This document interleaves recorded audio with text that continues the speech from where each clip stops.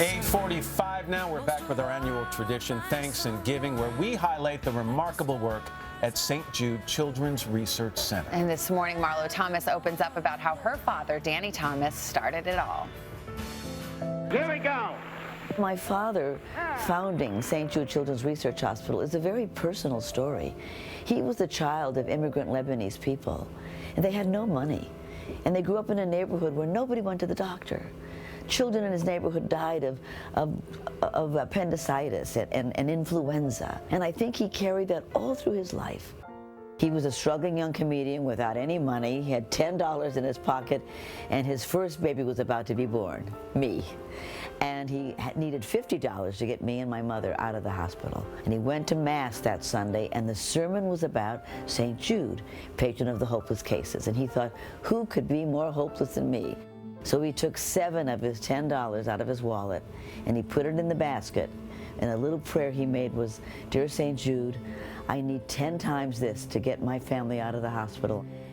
If you will help me and give me a sign that I'm going in the right direction, someday I'll build you a shrine. And the next day he got a phone call to play a singing toothbrush on the radio, and the pay was $75. That was his sign. And then something else happened that really changed things for him.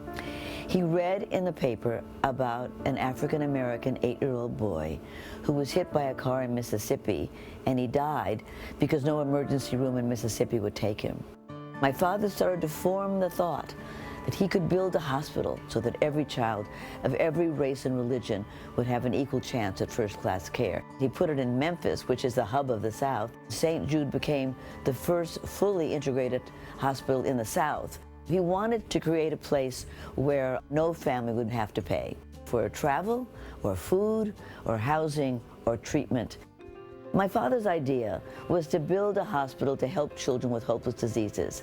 But this wonderful progressive doctor said to him, if you really want to help children, don't just build a hospital, Danny. Build a research center and a treatment center under one roof. I never thought I would live to see St. Jude Hospital built. When it started, it was only 100,000 square feet, and today it's 3 million square feet. My father told my sister and brother and me that after he was gone, St. Jude would not be our burden to carry, and I think we were relieved because it looked like a lot of work. About 3 months after my dad died, I went to St. Jude, and I was a little emotional about going there without him, but I went inside, and there was this party going on. All these little kids were running around and having a wonderful time, and I said to the nurse, whose birthday is it? And she said, oh, it's not a birthday party, it's an off-chemo party.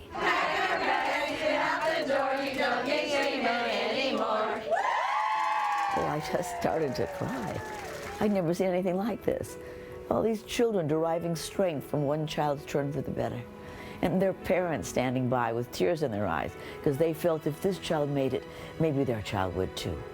It was a turning point for me. I knew right then that I would be involved. And Marlo Thomas is with us now. Good morning. Good morning. If your father could see it now. Well, it's amazing. You know, that's a wonderful story about how we started. But just this past Wednesday, we treated the first child ever with our proton beam, which is the smallest beam on the planet ever created, designed especially for children at St. Jude. That means that we can target that cancer and not kill any of the good, healthy tissue around it.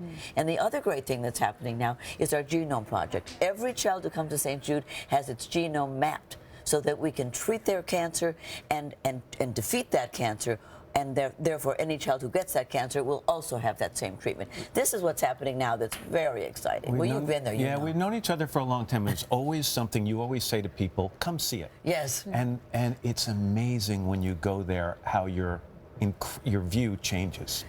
You know, I was thinking as I watched this, in 1962 when my father opened the hospital, he would walk through those walls and almost every child would die. And now his daughter, 53 years later, almost every child that I meet in those halls will have a chance to live. What could be better than that? And there's no better advocate than you, Marlo. Thank you so much. Up next, we're going to do a little cooking prior to the Thanksgiving holiday. Wait till you hear how we're going to be cooking the turkey in this segment. But first, this is Today on NBC.